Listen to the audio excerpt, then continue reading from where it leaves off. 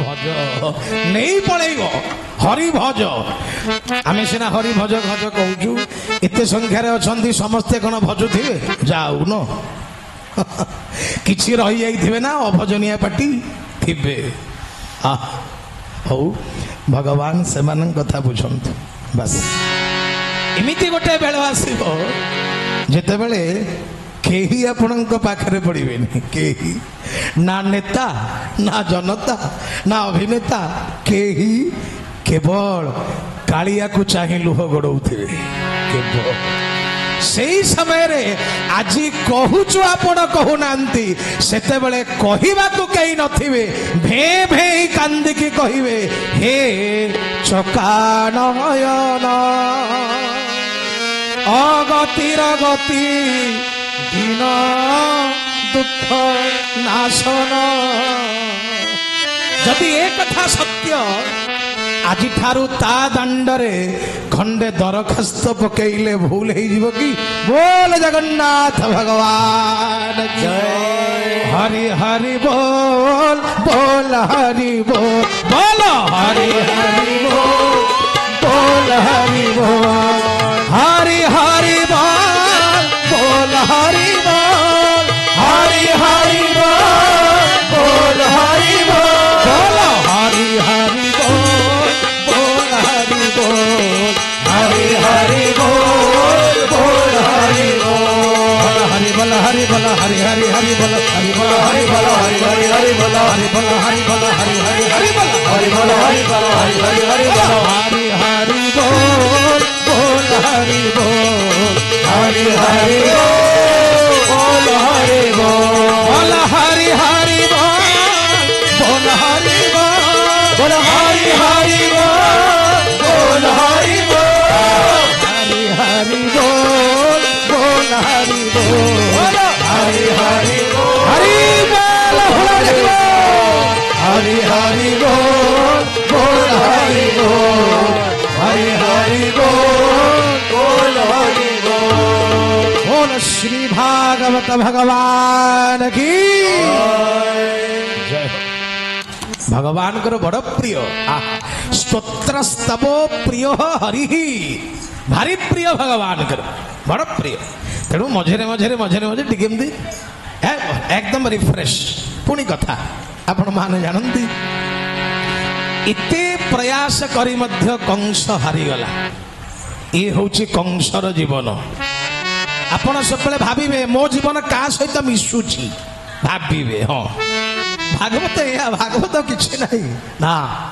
भागवत पढ़िले हेबनी भागवत निज को गढ़ा शिखंतु गीता पढ़िबा आउ गीतार निजर जीवन को गढ़ा ये एका कथा नुहे ना भागवत जानिबा आउ भागवत रे जीवा ये एका कथा नुहे आमे खाली भागवत जानूचे भागवत रे बंचिने जिणिबार बाट शिखंतु दरकार नहीं निज भितर आवाज सब बड़े आसो सब कहबार कथा कंस बारंबार बारंबार प्रयास कला मु मरी भी नहीं किंतु मला दयनीय भाव रे मला मु जानिनी कंस मरण को बा कंस को वक्ता माने एठी केमिति मारी छंती मु जानिनी यदि समय हबो खाली कहि देबी कंस केमिति मला आहा भगवान कंस भगवान चाहिए कौ बाटे न मारी था कंस को भगवान माइले केमती कौन नहीं भागवत भीतर कथा को बाहर करते जानवे कहवा निश्चय भगवान कंस को मारिले केमती चाहिए भगवान सुदर्शन को डाकी फारी था ए सुदर्शनम जाओ भगवान चाहिए कही पारि था जाओ ए कौमती की गदा आक्रमण करो ना भगवान सेमती मारना शुणवे केमती मारले तेबे कंस एते चेष्टा करी करी करी मध्य अवशिष्ट जीवन रे कांदिला सिना जीवन को मोहनय करी पारला नै अन्नपटे आसंतु परीक्षित जीवन परीक्षित जानिला मो पाखरे आउ 7 दिन मात्र बाकी अछि जो दिन ऋषि कुमार कहिदेले राजन आउ मात्र 7 दिन बंचिबो ना माने अभिशाप लगी जाइछि ଆପଣଙ୍କୁ ଅଭିଶାପ ଲାଗିଛି 7 ଦିନରେ ପ୍ରାଣ ଯିବ, ତକ୍ଷକ ଆସି ଖାଇବ ଆପଣଙ୍କୁ। ସବୁବେଳେ ହୁସିଆର ଥିବେ। ସବୁବେଳେ ଭଗବାନ କାହାକୁ ଦଣ୍ଡ ଦିଅନ୍ତି ନାହିଁ। ମଣିଷ ଯେମିତି କର୍ମ କରେ ତା ପାଇଁ ସେମିତି ଦଣ୍ଡ ଥୁଆ ହେଇଥାଏ। ସବୁବେଳେ ସବୁବେଳେ ଭାଗବତରେ ଆପଣ ଜାଣନ୍ତି, ଯେଉଁ ହାତରେ ରାଜା ଫୁଲମାଳ ନେଇ ଋଷିଙ୍କର ପାଦ ବନ୍ଦନା କରିବା କଥା, ଯେଉଁ ହାତରେ ରାଜା ଋଷିଙ୍କୁ ବାରମ୍ବାର ପ୍ରଣାମ କରିବା କଥା, ରାଜା ସେଇ ହାତରେ ମଲା ସାପଟାକୁ ନେଇ ଋଷିର ଗଳାରେ ଲମ୍ବେଇ ଦେଲେ। ଦେଖନ୍ତୁ, ଋଷିର ଗଳାରେ ଲମ୍ବେଇଲେ ମଲା ସାପ। କର୍ମ ଫଳଟା ଏଡେ ଭୟଙ୍କର। ହୁସିଆର। ଆପଣ କହେ ମୋର ଟଙ୍କା ଅଛି, ମୋର ଗାଡି ବାଡି ଚୁଡ଼ି ଶାଢୀ ଲେଡି ଅଛି, ହୁ କେୟାର୍ସ ଇଟ୍। ଆରେ ଆରେ ଭୀରୁ ପଳାୟନ ପନ୍ଥୀ, ଯିବୁ କାହିଁ ଛିନ୍ନ କରି ଧରଣୀର ଗ୍ରନ୍ଥି।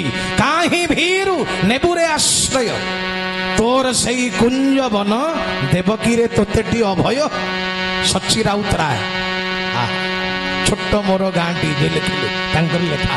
କୁଆଡେ ଯିବୁରେ ଭୀରୁ, ମାଟି ତଳେ ପଶିଲେ ବି କର୍ମ ଛାଡ଼ିବ ନାହିଁ। ମନେ ରଖନ୍ତୁ, କର୍ମ କେତେବେଳେ ବିଶ୍ରାମ ନିଏ, ଯେ ପର୍ଯ୍ୟନ୍ତ କର୍ମ ଫଳ ନ ଦେଇଛି ବିଶ୍ରାମ ନବ ନାହିଁ। ବୋଲ ଜଗନ୍ନାଥ ଭଗବାନ କି ଜୟ। ହୁସିଆର ହୁସିଆର। ମଲା ସାପ ପକେଇଲେ ଋଷି ଗଳାରେ। କର୍ମ ଏଡେ ଭୟଙ୍କର।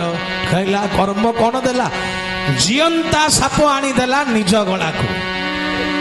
ଦେଖନ୍ତୁ, ଅନ୍ନ ଗଳାରେ ପକେଇଲେ ମଲା ସାପ, ନିଜେ ପାଇବ ଜିଅନ୍ତା ସାପ। ଯେଉଁ ଘରେ ଭଗବାନ ରାମ ହେଲେ ପୁଅ, ସେ ଘରେ ମା ଗୁଡାକ ହେଲେ ବିଧବା। କାହିଁକି ହେଲା ଭାବିଲେ? ଥରେ ଭାବନ୍ତୁ ଏ କଥା। ହେଲା କାହିଁକି? ପୁତ୍ର ପୁତ୍ର ପୁତ୍ର ପୁତ୍ର ବୋଲି କହି କହି 6 ଦିନରେ ପ୍ରାଣ ଛାଡ଼ିଦେଲା ଚକ୍ରବର୍ତ୍ତୀ ସମ୍ରାଟ ଦଶରଥ। କାହିଁକି? ଜ୍ଞାତ ସାରରେ ହଉ ବା ଅଜ୍ଞାତ ସାରରେ ହଉ, ସେଦିନ ବାଣଟାଏ ଯାଇ ବାଜି ଯାଇଥିଲା। ଅନ୍ଧ ବାପ ମାର ଗୋଟାଏ ବୋଲି ପିଲା ଶ୍ରବଣ କୁମାର ଛାତିରେ। ଆପଣ ଜାଣିକି କରନ୍ତୁ ବା ଅଜାଣତରେ କରନ୍ତୁ, କର୍ମ ଫଳ ଆପଣଙ୍କୁ ଭୋଗିବାକୁ ପଡିବ। ବ୍ରହ୍ମର ବାପା ହେଲେ ବି କର୍ମ ଫଳରୁ ତ୍ରାହି ନାହିଁ। ହୁସିଆର, ସାବଧାନ। ଭାଗବତ ଆମକୁ ସାବଧାନ କରିଦିଏ। 7 ଦିନ ମାତ୍ର ପରମାୟୁ ଅଛି। ଯେତେବେଳେ ଶୁଣିଦେଲେ ପରୀକ୍ଷିତ ମହାରାଜ ଆନନ୍ଦରେ ନାଚି ଉଠିଲେ। ଆହା, କହିଲେ କଣ ହେଲା? ମୃତ୍ୟୁର ସମାଚାର ମୁଁ ଆଗରୁ ଜାଣିଦେଲି,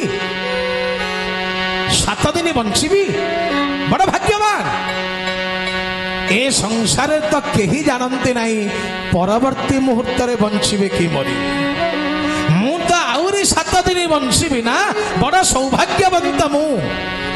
ତେଣୁ ଏ ଅଭିଶାପ ମୋ ପାଇଁ ଅଭିଶାପ ନୁହେଁ, ଇଏ ତ ମୋ ପାଇଁ ବରଦାନ ହେଇଗଲା। ବୋଲ ଜଗନ୍ନାଥ ଭଗବାନ କି ଜୟ। ଏଇ ଜୀବନକୁ ଆପଣ କେମିତି ଦେଖୁଛନ୍ତି ତାହା ଆପଣଙ୍କ ବାହାଦୁରୀ। ଗୋଲାପ ବଗିଚା ଦେଇ 2 ଜଣ ଭଦ୍ରଲୋକ ଯାଉଥାନ୍ତି। ପାଖରେ ଗୋଲାପ ବଗିଚା, ଅନେକ ଗୋଲାପ ଫୁଟିଛି। ଜଣେ ଲୋକ ଚାହିଁଦେଲେ, ଅନେକ ଗୋଲାପ ଫୁଲ ହସୁଛନ୍ତି, ଖେଳୁଛନ୍ତି। ଚାହିଁଦେଇ ଲୋକ ଜଣକ କହିଲେ, ହେ ଭଗବାନ, ତୁମ ସୃଷ୍ଟିକୁ ମୁଁ ଆଦୌ ପ୍ରଶଂସା କରିପାରୁନି। ତୁମ ସୃଷ୍ଟି ଆଦୌ ଶୋଭନୀୟ ନୁହେଁ। ନା କାହିଁକି? କଣ ପାଇଁ? ନା ଭଗବାନ, ଏତେ ସୁନ୍ଦର ଗୋଲାପ ଦେଲେ କଣ ହବ? ଚାରିଆଡେ ତ ଖାଲି କଣ୍ଟା ଆଉ କଣ୍ଟା। କି ଲାଭ? ଏ ସୃଷ୍ଟିକୁ ମୁଁ କେବେ ହେଲେ ଭଲ ବୋଲି କହିପାରିବି ନାହିଁ। ସେଇ ସମୟରେ ଆଉ ଜଣେ ଲୋକ ପାଖକୁ ପଳେଇ ଆସିଲେ। ସେଇ ଗୋଲାପ ଗଛ ସେଇ କଣ୍ଟା ଏକା ଚିତ୍ର ସିଏ ହାତ ଯୋଡ଼ିଲେ। ପାଖ ଭଦ୍ରଲୋକ ପଚାରିଲେ ହାତ ଯୋଡୁଛ କାହାକୁ? ଗଛକୁ? ନା ନା ନା ତେବେ ନା ଗଛ ଯିଏ ବନେଇଛି ସେ ଭଗବାନଙ୍କୁ। ନା କଣ ପାଇଁ? ନା ଭଗବାନ ତମ ସୃଷ୍ଟିଟା ଏଡେ ସୁନ୍ଦର। ନା କାହିଁକି? ନା ଦେଖ ତାଙ୍କ ସୃଷ୍ଟିଟା ଏଡେ ସୁନ୍ଦର ଯେଉଁଠି ଚାରିଆଡେ କଣ୍ଟା କଣ୍ଟା ଗଛ ଭିତରେ ଯିଏ ଗୋଲାପକୁ ଖେଳେଇ ପାରେ ହସେଇ ପାରେ ସେଇ ତ କେବଳ ଜଗନ୍ନାଥ ହେଇପାରେ। ଆଉ କେ ବା ହବ? ବୋଲ ଜଗନ୍ନାଥ ଭଗବାନ କି। କଣ ଜାଣିଲେ ଆପଣ କେମିତି ବଞ୍ଚିବେ? ନକାରାତ୍ମକ ଭାବନା ଆସିବ ନା ସକାରାତ୍ମକ ଭାବନା ଆସିବ? ପଜିଟିଭ ଆଟିଚ୍ୟୁଡ ଆସିବ ନା ନେଗେଟିଭ ଆଟିଚ୍ୟୁଡ ଆସିବ? ତା ଦେଖନ୍ତୁ, ସବୁବେଳେ ଦେଖନ୍ତୁ। କଂସ କହିଲା ନା ମୃତ୍ୟୁକୁ ମୁଁ ଟାଳିଦେବି, ହାରିଗଲା। ପରୀକ୍ଷିତ ମହାରାଜ କଣ କଲେ? କହିଲେ 7 ଦିନ ଆଉ ଜୀବନ ଅଛି, ଡରିବି କାହିଁକି? କଣ କଲେ? ଲଭ ହେଇ ଗୁରୁଙ୍କର ଚରଣାର ବିନ୍ଦ ତଳେ ପଡିଗଲେ। ବୋଲ ସତଗୁରୁ ଭଗବାନ ଜୟ। ଦିନ ବାନ୍ଧବ ହେ ହରି କର କାରଣ, ଦିନ ବାନ୍ଧବ ହେ ହରି ହରି ଦିନ ବାନ୍ଧବ ହେ ହରି କର କାରଣ, ଦିନ ବାନ୍ଧବ ହେ ହରି କର କାରଣ। ଏ ବିପଦ ରକ୍ଷା କର ରମା ରମଣ, ଏ ବିପଦ ରକ୍ଷା କର ରମା ରମଣ। ବାନ୍ଧବ হে হরি কর কারণ, দিন বান্ধব হে হরি কর কারণ, দিন বান্ধব হে হরি কর কারণ, দিন বান্ধব হে হরি কর কারণ। জীবন ଯୋଉଠି ଜଞ୍ଜାଳ ସେଇଠି, ଜୀବନ ଯୋଉଠି ସମସ୍ୟା ସେଇଠି। କିଏ କହିବ ମୋ ଜୀବନରେ ଦୁଃଖ ନାହିଁ, ଜଞ୍ଜାଳ ନାହିଁ, ଯାତନା ନାହିଁ, ଯନ୍ତ୍ରଣା ନାହିଁ? ନା, ଜୀବନ ଯୋଉଠି ଯନ୍ତ୍ରଣା ସେଇଠି। କିନ୍ତୁ ମନେ ରଖନ୍ତୁ, ଯଦି କେବେ ଯନ୍ତ୍ରଣା ଆସୁଛି କେବେ ହେଲେ ମଣିଷ ପାଖରେ ବାଣ୍ଟନ୍ତୁ ନାହିଁ। ତାକୁ କଣ ଦୁଃଖ କହିବେ ରେ? ତାର ଦୁଃଖ ପୁଜୁଳାଟି ତ ତୋ ଠାରୁ ଆହୁରି ବଡ। ଦୁଃଖ କହିବ କିଏ? ଦୁଃଖ ଲାଘବ କରିବ ସେଇ ଯାର ଦୁଃଖ ନାହିଁ, ଯେ ଶେହେନ୍‌ଶାହ ହେଇ ବୁଲୁଛି। କୌପୀନବନ୍ତ ଖଳୁ ଭାଗ୍ୟବନ୍ତ, ସେଇ ହିଁ ଦୁଃଖ ମୋଚନ କରିବ। ତେଣୁ ଜୀବନରେ ଯଦି କେବେ ଦୁଃଖ ଆସେ କେବେ ହେଲେ ଭାଙ୍ଗି ପଡ଼ିବେନି, କେବେ ଭାଙ୍ଗି ପଡ଼ିବେ।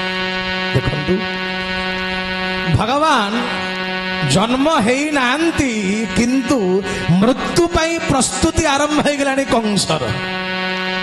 ଚିନ୍ତା କଲେ ଏତେ ଦୁଃଖ ତ ଆମ ଜୀବନରେ ନାହିଁ। ଭାବନ୍ତୁ, ଭଗବାନ ଆସିନାହାନ୍ତି କିନ୍ତୁ କଂସ ପ୍ରସ୍ତୁତ। ଗୋଟାଏ ପରେ ଗୋଟାଏ 6ଟା ପିଲାକୁ ଦର୍ପଣ ଶିଳାରେ କଚାଡ଼ି ମାରିଲା। ରଖିଦେବିନି, ମୁଁ ଶତ୍ରୁକୁ ମାରିଦେବି। ଭଗବାନ ପୁଣି ଏଭଳି ଭାବରେ ଆସିଛନ୍ତି। ଜନ୍ମ ହେଲେ ରାତି 12ଟା। ଭଗବାନ ଜନ୍ମ ହେଲେ ଭାଦ୍ର ମାସ କୃଷ୍ଣପକ୍ଷ ରୋହିଣୀ ନକ୍ଷତ୍ର ବୁଧବାର ବୃଷ ରାଶି ରାତି 12ଟା। କେହି ଜଣେ ପଚାରିଲେ ମହାପ୍ରଭୁ ରାତି 12ଟାରେ କାହିଁ ଜନ୍ମ ହେଲା? ଭଗବାନ କହିଲେ ଆଉ ଚୋରଟା କଣ ଦିନରେ ଆସିଥାନ୍ତି? एकदम चोर। ब्रजे प्रसिद्धम नवनीत चौरम ब्रजांगनानांच दुकूल। दुकूल माने पिंधा वस्त्र, पिंधा लुगा को नहीं गला वाला। महाप्रभु अनेक जन्म अर्जित पाप चौर। आहा, हे चौराग्रगण्य, हे चोरंक भीतर अग्रगण्य माने हे डकायत, हे डकायत तुमको नमस्कार। ओम तस्कराणां पतये नमः बोली कहा जाए। तले जल तुलसी उठा जाए, ब्राह्मण कहब ओम तस्कराणां पतये। तस्कर माने चोर, पति माने स्वामी। चोरंकर जे स्वामी से कौन हम? डकायत, सरदार। हे सरदार तते प्रणाम। धन्य महाप्रभु। ভগবান জন্ম হইনাহান্তি দুঃখ জন্ম হেলে ডরি ডরি জন্ম ভগবান পুଣି এভଳି দুঃখ ଯେ ଭଗବାନ ଜନ୍ମ ହେଲେ ଯୋଉ ବାପା ମା ପାଖରେ ବାପା ମା ତ ନିଜେ ସୁରକ୍ଷିତ ନୁହନ୍ତି ଛୁଆକୁ କଣ ରଖିବ ଦେଖନ୍ତୁ ଥରେ ଭାବନ୍ତୁ ଭଗବାନ ତମେ କେମିତି ରହିଲ ହେ ଥରେ ଭାବନ୍ତୁ କେବଳ ସେତିକି ନୁହେଁ ବାପା ମା ଯେତେବେଳେ ଭାବିଲେ ଆହା ଆମେ ତ ଅସୁରକ୍ଷିତ ଅନ୍ତତଃ ଛୁଆଟା ବଞ୍ଚି ଯାଉ କଣ କଲେ ଆହା ଫିଟିଲା ପାଦର ସାଙ୍କୋଳି ବାଟ କଢାଇଲା ବିଜୁଳି ଗୋବିନ୍ଦ ଗୋବିନ୍ଦ ଗୋବିନ୍ଦ ହେ ପଦୁ ଗଳୁଛି ମକରନ୍ଦ ଗୋବିନ୍ଦ ଗୋବିନ୍ଦ ଗୋବିନ୍ଦ ଫିଟିଲା ପାଦର ସାଙ୍କୋଳି ବାଟ କଢାଇଲା ବିଜୁଳି କେତେ ଦୁଃଖ ମୋ ଜଗନ୍ନାଥ ନ ନେଇଛି କେତେ ଦୁଃଖ ସେଇ ରାତିରେ ବାପା ମା ଅସହାୟ ମଣିଲେ ଭାବିଲେ ଯୋଉ ବାପା ମା ପିଲାକୁ ଦେଇପାରୁନି ସାଧାରଣ ସୁରକ୍ଷା ସେ ପୁଅ ତାକୁ ବାପା ବୋଲି ଡାକିବ ତ ବା ଭଲ ବାପା କିନ୍ତୁ ଭଗବାନ ଜାଣନ୍ତି ଲମ୍ ହେଇ ପଡିଗଲେ ଦେବକୀ ଆଉ ବସୁଦେବଙ୍କ ପାଖରେ ଲମ୍ ହେଇ ପଡିଗଲେ ପୁଣି ଥରେ ଛୋଟ ପିଲାଟେ ହେଇଯିବାକୁ ମନ ମୋର ହେଇଯିବାକୁ ମନ ପୁଣି ଥରେ ବୋଉ କୋଳରେ ଦେଖନ୍ତି ରହି ଜହ୍ନ ପୁଣି ଥରେ ଛୋଟ ପିଲାଟେ ହେଇଯିବାକୁ ପୁଣି ଥରେ ବୋଉ କାନିରେ ଲୁଚି ଯାଆନ୍ତି ମୁହିଁ ପୁଣି ଥରେ ବାପା ଖୋଜନ୍ତେ କାହିଁ ମୋ ଧନ କାହିଁ ହାୟ ରେ କିଏ ଚୋରେଇ ନେଲା ହାୟ ରେ କିଏ ଚୋରେଇ ନେଲା ମୋର ସେ ପିଲା ଦିନ ପୁଣି ଥରେ ଛୋଟ ପିଲାଟେ ହେଇଯିବାକୁ ମନ ମୋର ହେଇଯିବାକୁ ମନ ଭଗବାନ ମାମୁଙ୍କୁ ଉଦ୍ଧାର କଲା ପରେ ପ୍ରଥମେ ଆସି ମା ବାପାକୁ ଖୋଲି ଦେଇ ଲଭ ହେଇ ପାଦ ତଳେ ପଡିଗଲେ ଓହୋ ଧନ୍ୟବାଦ ଦେଖନ୍ତୁ ଭଗବାନଙ୍କ ଜୀବନରେ କେତେ ଦୁଃଖ ସେଇ ରାତିରେ ବାପା ସମ୍ଭାଳି ପାରିଲାନି ଯେ ନେଇକି ଛାଡି ଦେଇ ଆସିଲା ପର ଘରେ ଆଚ୍ଛା ପର ମା କଣ ନିଜ ଛୁଆ କଥା ବୁଝିବ ତେଣୁ ବେତ କୋଳି ଖାଇ ଖାଇ ଝର ଜଳ ପିଇ କେମିତି ରହିଲା ତୁ କି ଜାଣୁ ଯଶୋଦା ତୁ କି ଜାଣୁ ଯଶୋଦା ପଢିବେ ସୁନ୍ଦର ଭାବେ ପ୍ରଭାସ ଯଜ୍ଞ ଯଶୋଦା ଏବଂ ଦେବକୀ ଭିତରେ ବାଡିଆ ବାଡି ଦେବକୀ ପଚାରିଲା ଆରେ ତୁ ସେଇ ଯଶୋଦା ନା